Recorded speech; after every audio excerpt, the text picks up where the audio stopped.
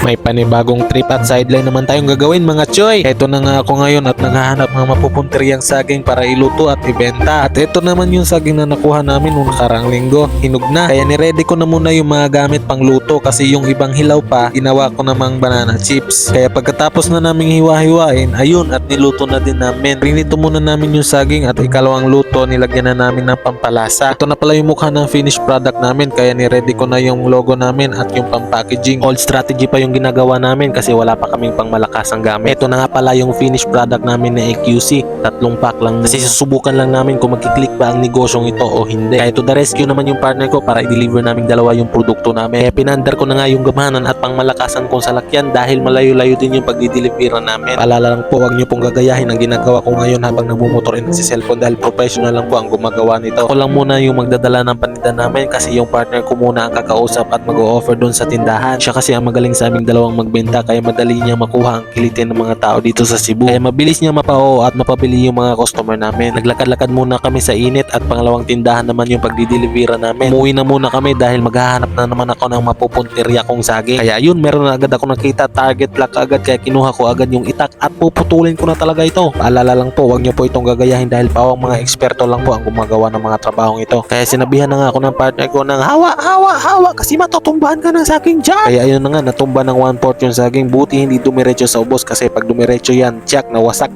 talaga yung bunga ng saging. Kaya tinulak-tulak ko na lang muna siya ng dahan-dahan para dahan-dahan na siyang bumaba. Yun, malapit ko na nga makuha yung resulta ng tagumpay pero bakit parang nahulog yung saging? Buti na lang nga hindi nabugbog masyado yung saging. Kaya binuhat ko na nga ng isang kamay yung napakaraming bunga ng saging pero hindi pala kaya, sobrang bigat pala nito. Lilinisin ko muna ang punong saging na pinutol ko kasi baka makita ko ng may-ari na si Mami Nika. Kaya kinuha ko na agad ang gamahanan at pangmalakasan kong sasakyan kasi baka maabutan tayo ng may-ari dito. Binuhat ko na nga agad at kinarga sa motor kasi baka maabutan tayo ng may-ari at pagalitan tayo. Joke lang po. Ang saging po na yan ay binili po namin sa may-ari. Hanggang dito na lang muna tayo. Like, comment, and follow for more.